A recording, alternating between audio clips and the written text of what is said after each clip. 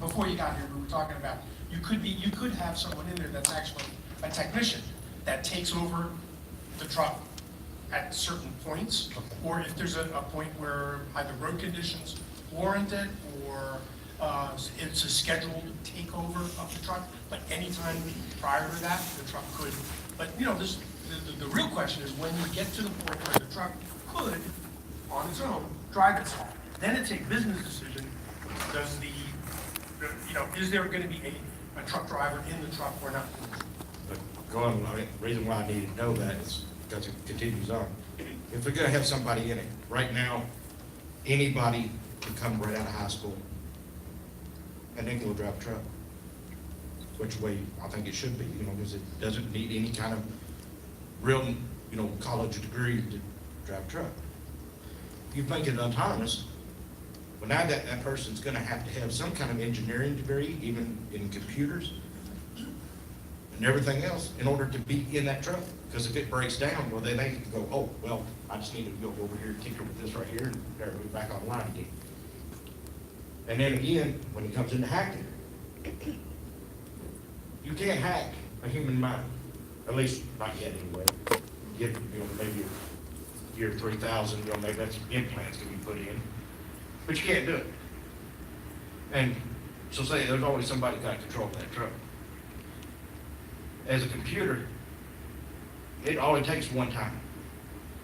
You already look at it now, a distracted driver. Guy looks down, picks up a bottle of water, looks at a phone, and traffic stopped in front of him. He kills, you know, 4 or 5 people. Autonomous truck can do the same thing.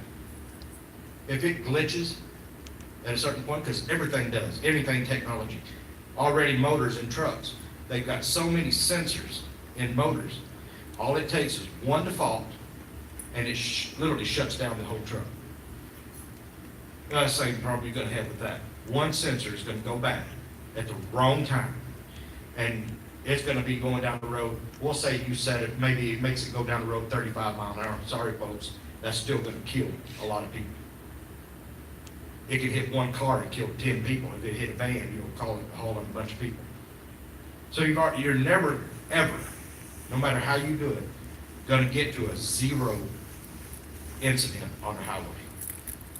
It'll never happen. The only way you're going to do that is if you just literally take everybody off the road. It's going to happen. Autonomous is not an answer to get to more safety. The only thing you're going to do is just take away more jobs that somebody can have and enjoy what we do. That's all I got to say. Thank you, some good input there.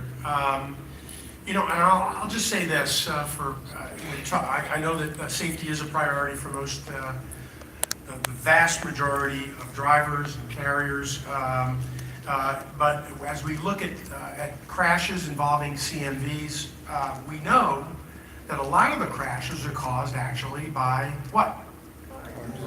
What? Passenger vehicles, right? And who's driving those passenger vehicles? People who are doing everything but driving, right? So what if those passenger vehicles were automated to avoid doing all those bad behaviors and not cutting you off and having collision avoidance and having the braking systems not to run into your rear? So then automation's good, right? In passenger vehicles. The big cause of crashes, whether in CMVs or in passenger vehicles, is human behavior. 94%. That's a reality. So the question is, how can we get automation to the point where it will help? And again, we don't, nobody here is predicting that this is going to change the world in this young man's career, but we are at the point where technology is getting close that we have to think about sharing the road, whether it's in the passenger vehicle side or the CMP side. And of course, this conversation is about the CMP side. But go ahead, sir. How you doing? Hello, everyone. Hello, drivers. My name is Ryan from Southern Roads. I want to thank the drivers for the service to the country, the sacrifices you make, the home time that you miss out on. I come bearing gifts. I'm I'm sorry, can I approach the bench? Wrong conversation. Wrong conversation. I'm sorry, don't judge me. We have some safety vests that we have had made. I didn't know it was gonna be 6 of you, I thought it was only gonna be 5. But from Savage Custom Safety Vests. We have safety vests for all but one of you. I'm sorry. Don't make me choose. I will forego. Counselor, can we accept these? It's de minimis. For photos, yeah, for photo ops. Oh, we also have a shirt. Thank you for your service shirt. It's already in the back. Safety is good. Safety is good. Drop hands up here. That, and right, Ally, over the.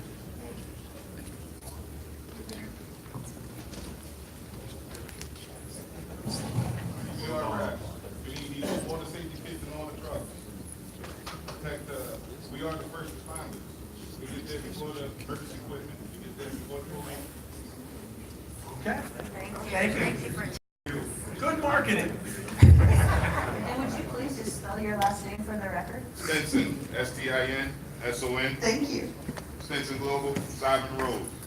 Trying to get free. Thank the drivers for their service. Thank you very much, and that presents a great segue as we wrap up this listening session in preparation for our upcoming listening session on hours of service reform. And I'm going to turn this over to Salika Gore for some closing remarks.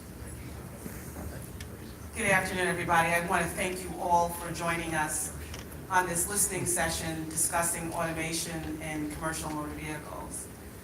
I know in some ways it's scary, may feel like it's threatening our livelihood and our way of life. I'm old enough to remember what the Jetsons were like when we saw moving sidewalks and robots and flying objects, and it seemed incredulous that those things could happen, and yet they're all here today.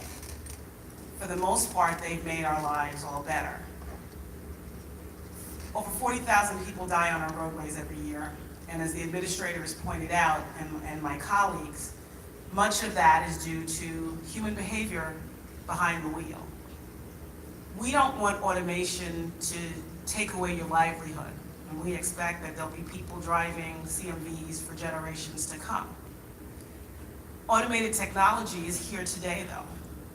Whether it's an automated braking system or lane departure, there are technologies in the vehicle that make the roadways safer and make it better for you to drive every day.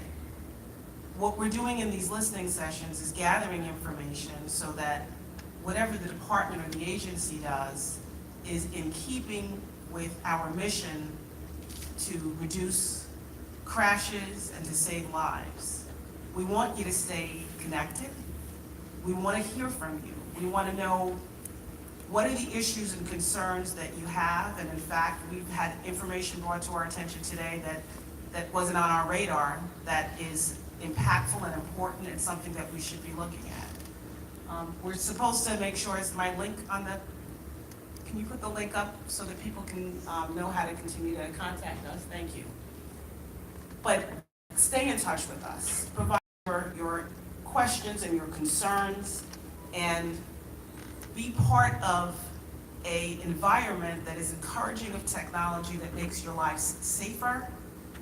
But we also want to hear from you to know what impacts you in a negative way to make sure that we're not impeding your livelihood. Our next listening session may be a little bit more lively than the one we had here today. We're going to talk about hours of on-duty hours of service, and just going to take a little bit of about a half an hour break and ask you to join us for that discussion after this. So thank you very much. Thank you all for being here, and have a good afternoon. I'm going to add one more thing real quick. We have an email address that you can also send comments and questions to. It's fmcsa@dot.gov. Again, it's fmcsa@dot.gov. So we didn't answer your questions today, please submit them or any other comments you may have. Greatly appreciate your participation this morning. Thank you. Can you put the panel picture back up one more time? I'm not going to score. Oh, okay, I'm sorry. There it is, though. It's up. Okay, good, thank you.